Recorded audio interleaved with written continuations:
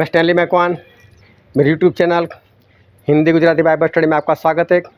मेरे चैनल को आज अभी इसी वक्त आप सब्सक्राइब कर लीजिए और परमेश्वर के ज्ञान में आप बढ़ते जाओ।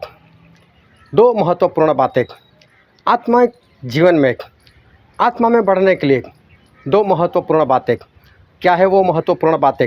वो बातें क्या कहना चाहती है, वो बातें आपके लिए क्यों ज़रूरी है और वो बातें से आपके आत्मिक जीवन में क्या फ़र्क पड़ने वाला है, वो सब कुछ जानने के लिए इस वीडियो में अंत तक मेरे साथ बने रहो। प्रेज़ लॉर्ड, जय मसीह की।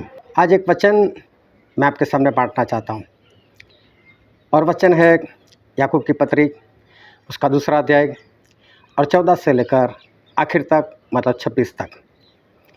और इस वचन में इस तरह से लिखा हुआ है, हे मेरे भाइयों, यदि कोई कहे कि मुझे विश्वास है पर वह कर्म न करता हो तो उससे क्या लाभ? क्या ऐसा विश्वास कभी उसका उद्धार कर सकता है?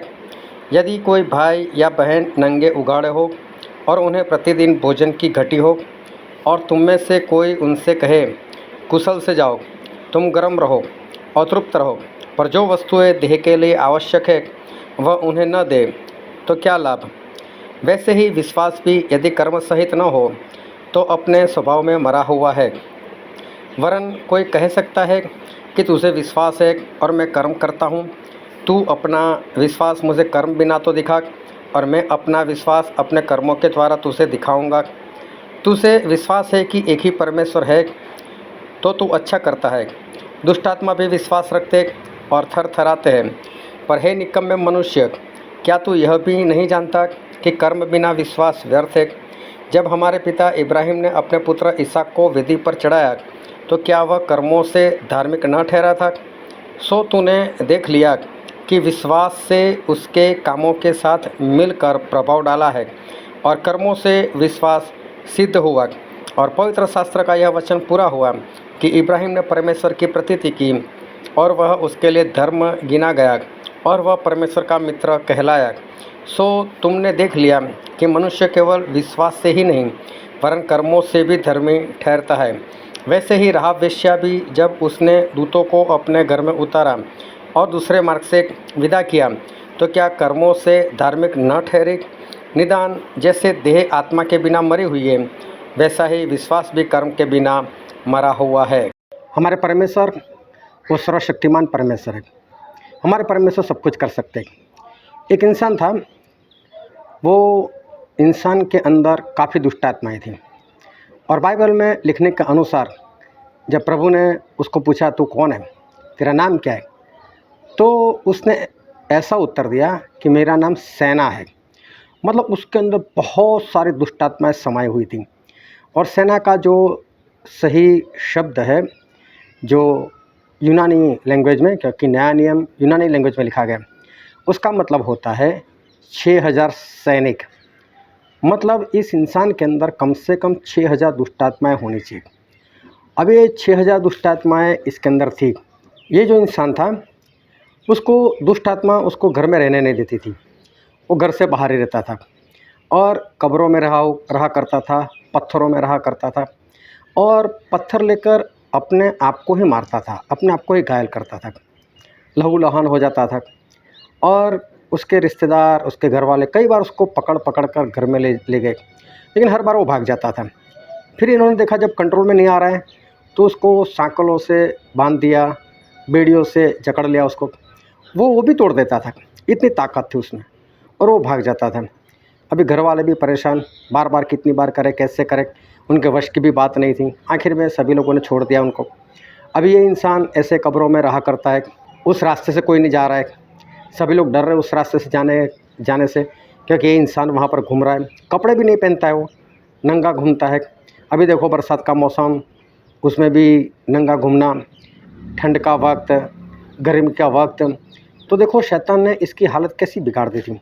कोई नहीं था इसके पास, कोई वहाँ पर नहीं जाता था और यहाँ तक कि कोई भी आज तक इस दुष्ट आत्मा को नहीं निकाल पाया था। कोई भी इंसान, कोई भी जादू टोना वाला आज तक इस दुष्ट आत्मा को नहीं निकाल पाया था। लेकिन प्रभु से एक बार वहाँ पर गए। अभी देखो प्रभु कहीं पर भी बिना वजह नहीं जाते, वो जाते हैं तो उनके पीछे उनका कोई ना कोई कारण होता है। जब वो सामरिया से होकर गए तो चेलों को बोला, जाओ मेरे लिए खाना लेकर आओ। और वहाँ पर सामरी स्त्री आने वाली थी और प्रभु यीशु ने उससे बातें की और उसका आत्मा बचा लिया। तो वहाँ पर भी प्रभु यीशु जाने का कोई कारण था, वो खुद जानते कि मैं क्यों जा रहा हूँ। तो प्रभु यीशु और अपने चेलों को लेकर समुद्र के उस पार गेरसानी नाम का जो जगह थी वहाँ पर गए। तो प्रभु का जाने का कारण था, उनको मालूम था कि ये इंसान मुझको वहाँ पर मिलने वाला है और इसका आगे पीछे कोई नहीं है, मतलब उसकी केयर करने वाला, उसकी रखवाली करने वाला, उसकी संभाल करने वाला कोई नहीं है, और ये तो बेचारा बरसों से ऐसा ही है। तो प्रभु यीशु वहाँ पर गए और उस दुष्ट आत्मा को निकाल दिया। ये बात हम जानते। तो हमारे परमेश्वर सब कुछ कर सकते। इस सेना वाले के पास कोई नहीं था, लेकिन परमेश्वर प्रभु यीशु ने उसको बचा लिया। एक बार प्रभु यीशु के 70 चेले प्रभु यीशु को छोड़कर चले गए थे, क्योंकि उनको प्रभु यीशु के वचन बहुत कठिन लगे। बोले ऐसे वचन कौन मान सकता है। तो वो लोग प्रभु यीशु को छोड़कर चले गए थे। जब प्रभु यीशु को छोड़कर चले गए तो ऐसा हुआ कि लोग तो ऐसा ही जानते हैं कि ये प्रभु यीशु के चेले हैं, भूत प्रेत निकालते हैं। तो एक इंसान था और उसका छोटा लड़का था। तो जो छोटा लड़का था उसको मिर्गी आती थी, दुष्ट आत्मा की समस्या थी उसको। अभी क्या हुआ, उसने 70 चेलों को देखा, उसको मालूम था 70 चेले भी काम कर रहे। तो उसने उनको बोला कि भाई साहब, आप तो यीशु के चेले हो, मेरे बेटे के अंदर दुष्ट आत्मा निकाल दो। ये बोलते ठीक है चलो। इन लोगों ने बहुत प्रयत्न किया, प्रभु यीशु के नाम से डांटा ये वो, लेकिन जब प्रभु यीशु की आज्ञा ही नहीं मान रहे, उनके साथ चल नहीं रहे, तो क्या दुष्ट आत्मा निकलेगा? निकला नहीं। अब प्रभु यीशु वहाँ पर 12 चेलों को लेकर आए। जब प्रभु यीशु वहाँ पर 12 चेलों को लेकर आए तो ऐसा हुआ कि वो इंसान प्रभु यीशु के पास आए और बोले मेरे बेटे को दुष्ट आत्मा है और मैं तेरे चेलों के पास लेकर आया, लेकिन तेरे चेले नहीं निकाल पाए। तो प्रभु यीशु ने पहले तो 70 चेलों को डांटा कि व्यभिचारी लोग, मैं कब तक तुम्हारी सहूँगा, कब तक मैं तुम्हारे साथ रहूँगा। और फिर बोला कि लाओ इस बच्चे को इधर मेरे पास लेकर आओ। बोले इसको कब से ऐसा है? तो बोले दुष्ट आत्मा ने बचपन से इसको पकड़ कर रखा है, कभी इसको आग में गिरा देता है, कभी इसको पानी में गिरा देता है, मतलब मारने का बहुत ही प्रयत्न किया, क्या करूं मैं? बोले तू मुझ पर उपकार कर, मुझ पर तरस खा और तरस खाकर मेरे लिए ये काम कर। और वहाँ पर बाइबल में ऐसा लिखा है, मरकुस उसका अध्याय 9 और 22 और 23 वचन। उसने कहा बचपन से उसने उसे नाश करने के लिए कभी आग और कभी पानी में गिराया, परंतु यदि तू कुछ कर सके तो हम पर तरस खाकर हमारा उपकार कर। यीशु ने उससे कहा यदि तू कर सकता है, यह क्या बात है, विश्वास करने वाले के लिए सब कुछ हो सकता है। बालक के पिता ने तुरंत गिड़गिड़ाकर कहा, हे प्रभु, मैं विश्वास करता हूँ, मेरे अविश्वास का उपाय कर। तो यहाँ पर ये जो बाप है वो ऐसा बोल रहा है कि प्रभु हम पर तरस खाओ और तरस खाकर मेरे लिए ये काम करो। अभी देखो कि प्रभु यीशु जो तरस खाने वाले परमेश्वर है, उनको क्या बोल सकते हैं हम कि तरस खाओ? वो तो तरस खाएंगे। जो उपकार करने वाले वो तो उपकार करेंगे, उनको बोलने की ज़रूरत नहीं है। लेकिन प्रभु यीशु ने इस बालक के पिता को क्या बोला? प्रभु यीशु ने इस बालक के पिता को ऐसा बोला, यदि तू कर सके, विश्वास करने वालों के लिए सब कुछ संभव है। तू विश्वास करेगा तो होगा। मेरे में तो सामर्थ्य है ही, लेकिन अगर तू विश्वास नहीं करेगा तो मैं भी नहीं करने वाला। लेकिन तू विश्वास करेगा तो तेरा काम हो जाएगा। अभी इस तरह से प्रभु से इससे बात की तो बालक का बाप जो था वो ज़ोरों से चिल्लाया कि प्रभु मैं विश्वास करता हूँ, लेकिन धीरे से बोला मेरे विश्वास की गति के कारण मुझे सहायता करो, मतलब मुझे मदद करो, मेरे में इतना विश्वास नहीं है। प्रभु ने बोला कोई बात नहीं, मैं विश्वास देता हूँ। तो प्रभु ने इसका विश्वास बढ़ाया और वहाँ पर उस दुष्ट आत्मा निकल गया, काम कर दिया। एक बार ऐसा हुआ कि इज़राइल में अकाल पड़ा था। अकाल का कारण ये था कि जो अराम का राजा था उसने अपनी सेना को लेकर इनको चारों ओर से घेर लिया था। और उस ज़माने में कैसा होता था कि शहर के चारों ओर शहर पना बड़ा कोट बनाया जाता था, और जो जो रास्ते उसके अंदर जाते होते थे वहाँ पर एक बड़ा लोहे का दरवाज़ा होता था जिसे कोई तोड़ नहीं सकता था। तो सभी लोग घर के अंदर, मतलब शहर के अंदर सब बंद थे, और इनका गोदाम, इनके खेत वगैरह सब कुछ शहर से बाहर हुआ करता था। अभी घर में जितना था वो तो इन्होंने खा लिया। अभी क्या हुआ, वहाँ पर अकाल पड़ा, मतलब खाना तो बहुत था लेकिन शहर के बाहर था। बाहर लेने के लिए जाते हैं तो वहाँ पर आराम की सेना है, वो लोग मार देंगे, तो बाहर ये लोग जा नहीं सकते। तो इस कारण से अकाल पड़ा था। अभी वहाँ पर परमेश्वर का एक दास भविष्यवक्ता थे जिसका नाम था एलीशा। तो एलीशा ने भविष्यवाणी कर दी कि कल सब कुछ सस्ता हो जाएगा। तो राजा का जो खास इंसान था उसने बोला ऐसा कभी नहीं हो सकता। बोले अगर यहोवा परमेश्वर स्वर्ग की खिड़कियाँ भी खोल देना फिर भी इतना सस्ता नहीं हो सकता।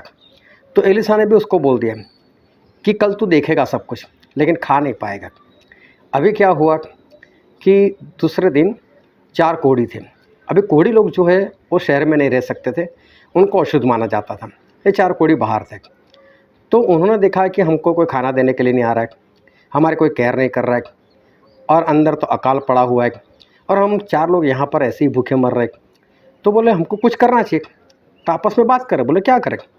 बोले देखो यहाँ पर बैठे रहेंगे तो मर जाएंगे, अगर शहर में जाने का सोचेंगे किसी तरह चले भी गए वहाँ पर भी मरेंगे। तो हमारे पास एक रास्ता और है और वो है अराम की जो सेना है उसके सामने ही चले जाते। बोले अराम की सेना के सामने? वो तो मार देंगे। तो मार देंगे तो यहाँ भी कौन सा जीवन है, यहाँ पर भी हम मरने ही वाले, तो वहाँ पर मर जाएंगे, जल्दी से मर जाएंगे और क्या, भूख सहन नहीं करना पड़ेगा। लेकिन अगर उनको हम पर तरस आ गया, हम पर दया आ गई तो कुछ तो होगा। अगर उनको तरस आ गया और उन्होंने हमको खाना दे दिया तो एक ऑप्शन और है ना, बच सकते ना। तो बोले ये बात तो ठीक है, चलो मरना तो है ही, तो यहाँ पर बैठकर नहीं मरना है, कुछ कर कर मरते। ये इन्होंने सोचा। तो समझो ये लोग मौत के मुंह में चले गए, ये लोग मौत के मुंह में चले गए, आराम की सेना के पास चले गए। अभी वहाँ पर जाकर देखा तो परमेश्वर ने क्या किया था, अगले ही रात को इतनी भारी सेना जैसे बाहर से आ रही है ऐसी आवाज़ इस आराम की सेना को सुनाई थी। तो आराम की सेना वाले डर गए कि इज़राइल के राजा ने बहुत लोगों को बुलाया हमको मारने के लिए। तो सभी लोग जैसा था ना वैसा ही छोड़कर भाग गए थे। उनका खाना ऐसा पड़ा था, उनका सोना, उनका चांदी, उनका कपड़ा, सब कुछ वैसा का वैसा ही पड़ा था। 4 कोढ़ी थे, एक तंबू में घुस गए, पेट भर कर खाना खाया, कुछ सोना लिया छुपा दिया, फिर दूसरे तंबू में गए, वहाँ पर भी कुछ खाया, वहाँ पर भी सोना लिया। फिर आपस में बातें की, अरे 1-2 तंबू कहाँ हैं, तो ढेर है सारा। बोले हम अकेले क्या करेंगे, कितना लेंगे, कितना खाएंगे? बोले चलो शहर में जाकर बताते। तो लोग दरवाजे के पास गए और जो चौकीदार था उसको बोला कि भाई साहब आराम की सेना नहीं हो तो भाग गई है और बहुत सारा सोना, कपड़ा, चांदी, खाना बहुत कुछ पड़ा है, दरवाज़ा खोलो। अभी वॉचमैन बोलता है सिक्योरिटी वाला, ये कहीं इनको भेजा तो नहीं आराम की सेना ने? उस राजा को बोला कि राजा 4 कोढ़ी ऐसी ऐसी बातें कर रहे। तो राजा बोलता है कुछ लोगों को भेजो, चलो वो जाकर देख कर आएंगे। तो कुछ लोग जो थे वो बाहर निकले और जाकर धीरे से चुपके से देखने लगे। तो बोले हाँ सही है, आराम की सेना तो भाग गई है। राजा को बताया तो राजा ने बोला सभी दरवाजे खोल दो, लूटो। बोले दरवाज़ा खोल दिया गया। अभी कितने दिनों से लोग भूखे थे और इसलिए सभी लोग भागे और भागे। तो राजा का जो खास इंसान था उसी वक्त उसकी ड्यूटी दरवाजे के पर लगी थी। उससे जैसे ही दरवाज़ा खुला लोग भागे तो बीच में आ गया, वो गिर पड़ा, सभी उसको कुचल कर भाग गए और वो वहीं पर मर गया। तो यहाँ पर आराम की सेना भाग गई और इज़राइल में अकाल जो है वो दूर हो गया। देखो परमेश्वर ऐसे ऐसे काम कर सकते, ये नामुमकिन था, हो गया बिना कोई लड़ाई। वो बालक के पिता बोलते हैं कि मेरे बच्चे को बचपन से दुष्ट आत्मा परेशान करे, कोई नहीं निकाल पा रहा था, प्रभु से उसको भी निकाल दिया। सेना वाला तो वो भी इतना बड़ा काम था, कोई नहीं कर पा रहा था, प्रभु से कर दे। तो प्रभु से आज भी कोई भी काम वो आसानी से कर सकते, उनको किसी बात की परवाह नहीं, वो सब कुछ कर सकते हैं क्योंकि वो सर्वशक्तिमान परमेश्वर है। उनके लिए कुछ भी नामुमकिन है ही नहीं, वो सब कुछ कर सकते हैं। लेकिन कब? अगर आपके जीवन में कोई समस्या है, आपके जीवन में कोई बीमारी, तो परमेश्वर कर सकते हैं। लेकिन कब करेंगे परमेश्वर आपके जीवन में काम? कब करेंगे परमेश्वर आपके जीवन में काम? तो परमेश्वर तब कर सकते हैं जब उस बालक के पिता की तरह आप विश्वास करोगे तो। और दूसरी बात, उस 4 कोढ़ी ने विश्वास का काम किया, विश्वास की करने की। तब जो याकूब में हमने पढ़ा था उसका दूसरा अध्याय 14 से 26, वहाँ बार बार यही बात लिखी कि अगर विश्वास उसके साथ विश्वास के काम ना हो तो विश्वास मुर्दा है। मतलब विश्वास 2 तरह के, जिंदा विश्वास भी है, मुर्दा विश्वास भी है। जिंदा विश्वास बढ़ता रहता है। प्रभु ने कहा राई के दाने के समान विश्वास करो, राई के दाने जितना नहीं, राई के दाने के समान विश्वास करो। राई का दाना सबसे छोटा होता है और जब उसको ज़मीन में गाड़ दिया जाता है तो उसका पौधा होता है, मतलब बड़ा और बड़ा, फिर पेड़ भी बन जाता है और पंछी भी आकर उस पर घोंसला बनाकर उसमें रहते हैं। तो एक राय का दाना कितना छोटा लेकिन कितना बड़ा पेड़ बन गया। तो प्रभु यीशु ऐसा बोलते, ऐसा ही हमारा विश्वास होना चाहिए, बढ़ने वाला विश्वास। अभी इंसान बढ़ता कब है? जब वो जिंदा होता है। मुर्दे की आयु नहीं बढ़ती, वो बड़ा नहीं होता। मुर्दा मतलब खत्म। अगर आपका विश्वास जिंदा है तो आपका विश्वास बढ़ना चाहिए। तो विश्वास जिंदा कब है? जब उसके अनुसार उसके काम है। जैसा आप विश्वास करते हैं ना, वो करने से बताओ, काम से बताओ, बैठे रहने से कुछ नहीं होगा। तो आपके जीवन में परमेश्वर काम कर सकते, असंभव से काम कर सकते, लेकिन तभी करेंगे जब आप विश्वास का काम करोगे, कुछ करोगे, कुछ करने के लिए तैयार हो जाओगे और करोगे तो, और दूसरी बात विश्वास को बढ़ाओगे तो। ये दोनों बात अगर आपके जीवन में नहीं, विश्वास और विश्वास के काम नहीं, तो आपके जीवन में कोई चमत्कार नहीं। लेकिन चमत्कार पाना चाहते हो तो विश्वास करो और विश्वास के काम करो। परमेश्वर आपको आशीष दे। आमीन।